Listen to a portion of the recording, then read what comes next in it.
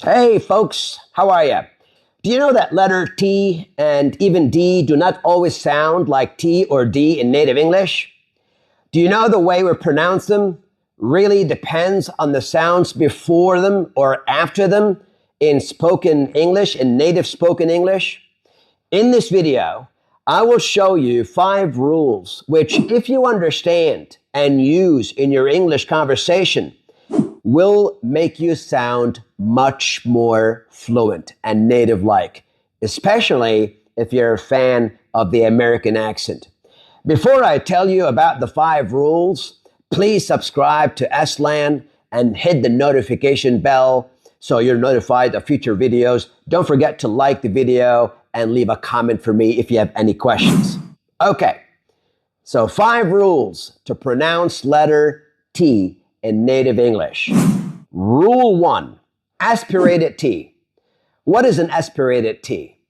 It is a T which, when you pronounce, it comes out with a strong burst of air, like a puff of air if you want, right?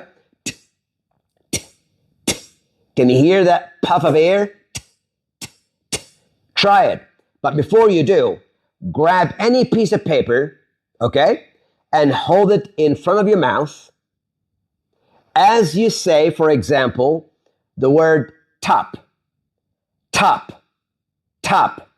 What you'll notice is that the piece of paper you're holding is moved by the air puff coming out of your mouth. Now, how do you know the T should be aspirated? Easy. If letter T is the first letter in a word, like top, time, table, tip, etc., or if it's the first sound of a strong syllable in a word, like the word attack, return, rotate, etc., then you'll know it should be aspirated. Practice like this. I told the teacher to return my test tomorrow. Rule 2, non-aspirated T. Opposite to aspirated T is non-aspirated T, where, when pronounced, the T should not come out with a strong burst of air, right? When does that happen? 2 common cases. 1, when you see letter S before T, as in stop, stick, or stomach, or when you see letter R after T, as in try, train, trick.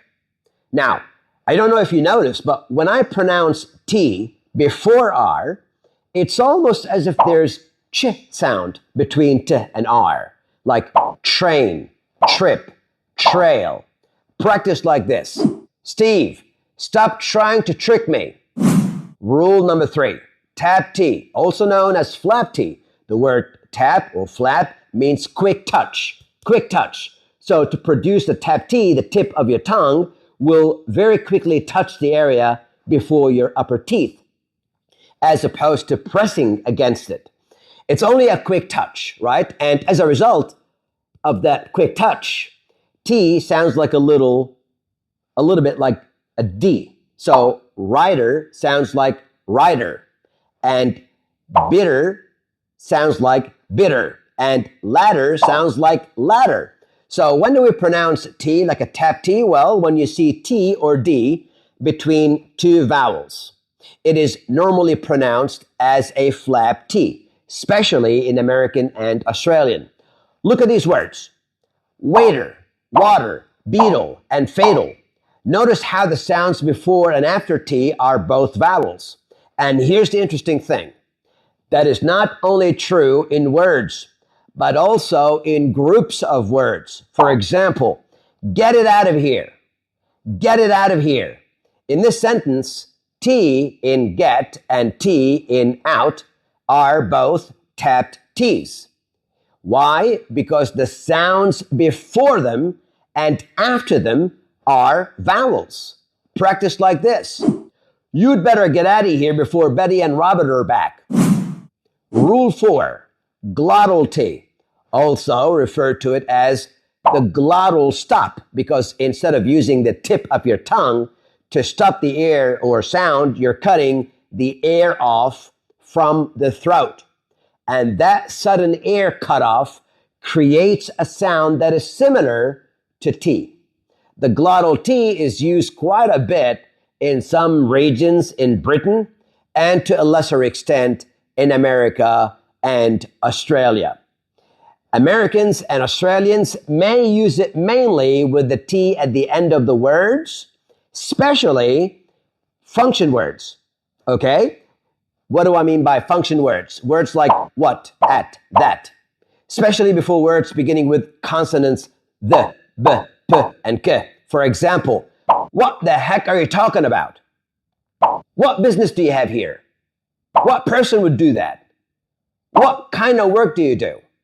Now, in some areas in Britain, those with a Cockney accent, mainly, will use the glottal stop in the middle of the words too. So words like bottle, fatal, better, waiter, they sound like bottle, fatal, waiter, better. I'm not going to ask you to practice this. Good luck with it. Rule 5, omitted or silent T. Omitted or silent T. Omitted means deleted.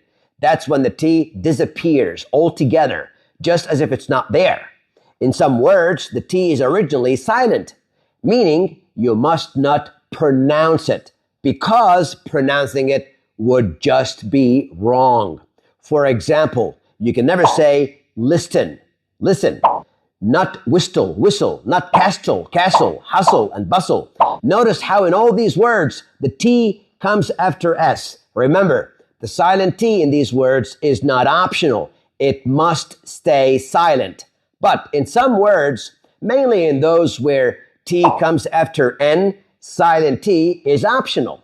It is entirely up to you whether to pronounce a T or not in words like internet, international, entertainment, advantage, and center. You could say internet or internet, international or international, entertainment or entertainment, advantage or advantage, center or center. Practice like this. I can barely listen to the fast-paced interview on the internet from that mountain cabin. That's it, guys.